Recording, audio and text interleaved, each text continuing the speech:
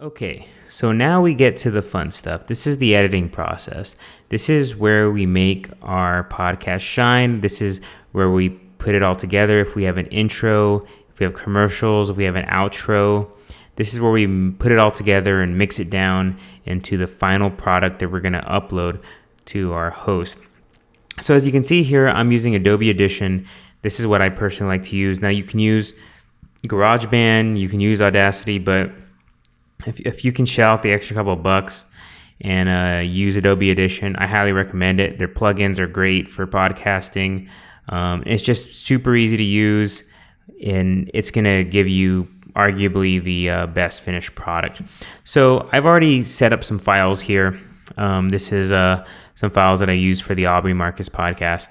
So I already have our intro wave here. I already have our outro, which, is some commercial stuff, promotions.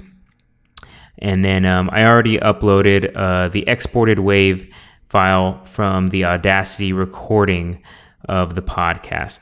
So as you can see here we're in the multi-track. Now these are all the tracks that we're going to put everything. Let me get everything back to normal here. Sorry. Now what you want to do is every different file you're going to place in your multi-track, you want to put it in its own track. The reason for this is, one, it's easy to be organized. Two, if one's a little louder or not as loud as the other, you can use the volume control right here to increase or decrease the volume. And then third, it allows you to add an effects rack, which you'll do over here. I'll show you the ones we're going to use later, just to one track. So you don't have to do it to everything. So number one, track one, we're going to go ahead and put the intro here. So we're just going to drag that over all the way to the beginning. And this is already set up for us. The level's already set for this intro. No big deal here. We don't have to mess with that. But we are going to have to mess with the podcast export that we took. So here it is from Audacity, untouched. We're going to bring it in here and let's kind of just put it around here. It's generally a good idea that when you leave the intro, you kind of merge it into the beginning of the podcast. And, you can kind of look at these lines here and figure that out. But then, of course, also listen to it and make sure it's in a good spot. So, this is all going to merge together. So you can see here how that's all going to work. So now that this is loaded in here, we're going to have to do to edit this, we're going to have to double click that. And that's going to bring it into our editor here. Now, first things first is we got to trim this. So a lot of times you can just do this just by looking at it. So as you can see, there's pretty much no signal here. And then we have a loud signal here, and then it gets started. Right here, I don't even have to listen to this. I already know what it is. It's just a pop before we got started. But of course, when you do this, you can listen to yours and figure out where it's supposed to go. So to trim, I already know this needs to be trimmed right here. So all I have to do is go like this, drag to the left. So you click and drag to the left, and then press that delete button. And you might get this alert. That's fine. Just click OK. And then you want to go to the end of the file, find where it ends. As I said earlier, I know how this podcast went. So I know this is just a slap of the hand right here and some extra talking. We don't want that. We want it to end when it ends. So again, click here, drag right, press the delete button, and we're clipped. So now you go up here and you're going to select this and make it whole so you can see the entire file. Now, as you can see, even though we did all our levels right and everything when we recorded, it's still a little too low in the gain here. So, when you kind of look at it with your eyes, and that's one thing you have to do, is you have to kind of look at the file, the wave file here, and use your eyes to determine what you want to do. So here you can see most of the action is happening, peaking around here, this -6 to -9 area.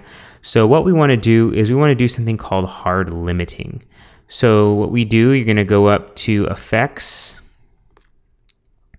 Amplitude and Compression, Hard Limiter, and then you're going to select the settings.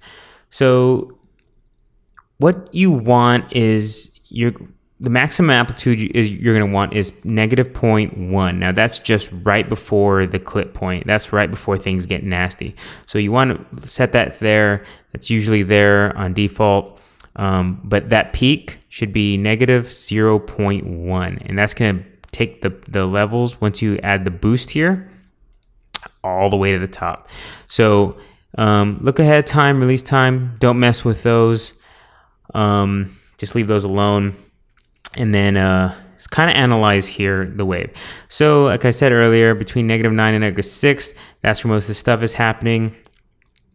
Keep in mind that whenever you hard limit, whenever you input this boost to that goes over this 0.1 is going to be gone. That doesn't mean the sound's going to be gone. That means just basically what it's doing, what hard limiting is doing, it's kind of making an automatic lowering of the volume. So think of a person with their hand on a mixing board. If it's getting too loud, they lower the volume down right away. This is basically doing the same thing, except it's doing it automatically for you, and it's just doing it all and saving it, so you don't have to worry about it. So great tool. So here, I think between here for this file, I think I'm gonna go about, lift it about 8. Let's do 8. We'll do about 8. 8.5 is fine. We'll do that, and then we're gonna apply that. Applying the hard limiter might take a little time depending on how fast your computer is. So we'll let that go. Boom. Okay. So as you can see here now, most of the edge of those wave files are up here between the -1 and the -6. This is where all the fun stuff is happening. So this is perfect. That's what you kind of want to look like. Now, in your head, just because, you know, when we were doing the recording in the beginning, you might think, oh no, this is all getting cut off. But like I said, it's not truly getting cut off. It's just the program it knows where to lower the volume. So all these areas past here is going to lower the volume, so we're going to stay in a nice safe area. So once we do that, we're going to save that.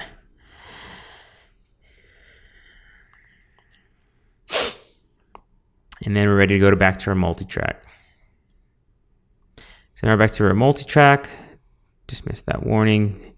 And now we can put this together. Right here is a good spot. I can see here on the wave that it goes down in volume. So this is a good place to start. Again, I'm familiar with this wave because I've already done it a million times.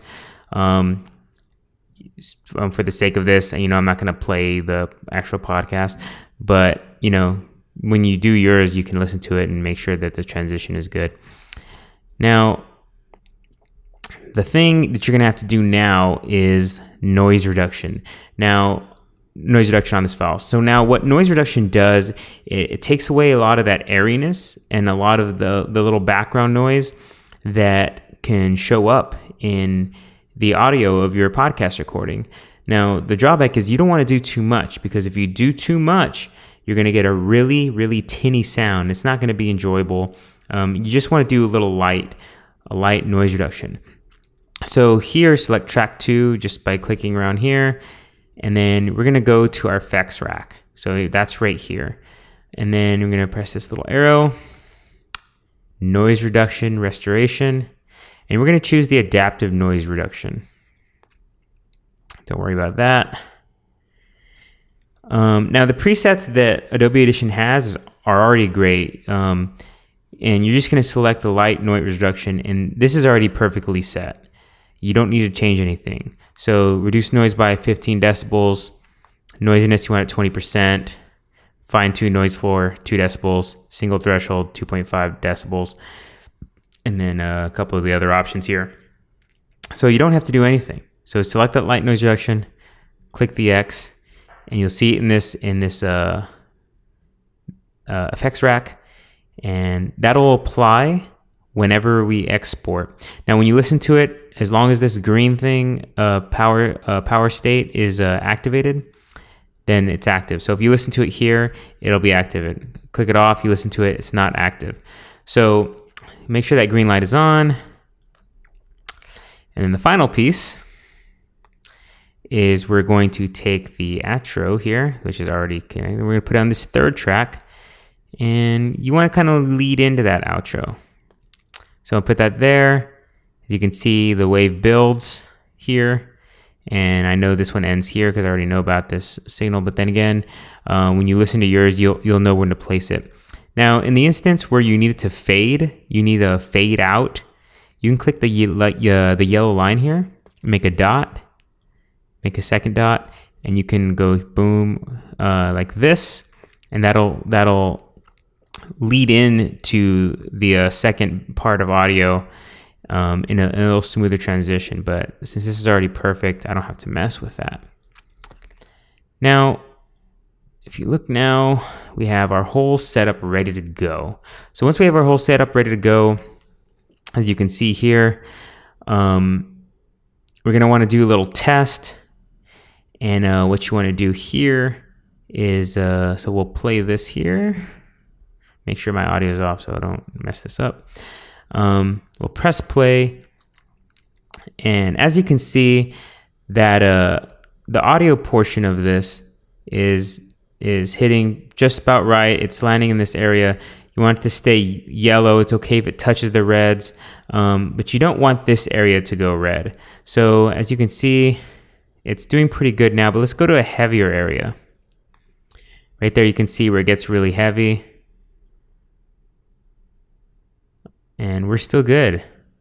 So as long as we don't get a red clip signal here, we're fine. And that's perfect. And the reason why it's not reaching it is because we set that hard limiter. So sometimes when you stack tracks, it could hit it. So in that case, you'll just want to lower this a little bit and do what you need to do to make sure that that is not clipping, and you'll see the clip right there, and you always just want to kind of keep it in that area that we mentioned, and you'll be fine. Now we have our adaptive noise reduction set, everything set. Now we got to export. So we'll go to File, Export, Multitrack Mixdown, and we're gonna do the entire session. Now, I already have this set up here. Now, the format you're going to want to use is the MP3. Keep the sample type same as the source. And then what you want here is you want the 48,000 hertz mono 32-bit MP3, 192 kilobytes per second CBR. That's the format settings. This is all you need. Mixdown options, entire session, master, mono, embed, edit, original, link data. This is exactly what you need. So take a little bit look of that. And if you need to change any of those things, you can press these change buttons. Do everything you need here. You can change that there. Constant, that's already set. You have multiple options here, but 192 kilobytes per second is good. One thing I'll say is you might be tempted to go 320. You might be tempted because yes, it is a little bit higher quality, but in the long run, most people are not going to be able to tell the difference. This isn't music. This is just people talking. So keep that. And because every time you increase that, you're going to increase your file size. And whenever you get to hosting, you're going to notice that if you're doing a lot of podcasts, the more podcasts you upload and the more the file size, it's going to end up costing you more money to host those. So you want to keep that low. This is a good, perfect amount of quality that you need. And then you'll just press OK, and then it'll mix down the whole thing.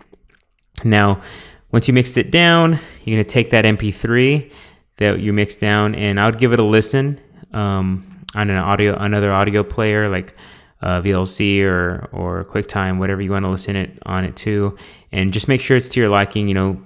Click the volume all the way up, see how it sounds. Play it at a low volume, and make sure that it sounds good there too. But just make sure it's all clear. Make sure all the transitions you set here with the intros and outros or any commercials you put in between is good. It's pretty cool. And that's it. And the next part will be to actually set it up for hosting and getting it out to the world.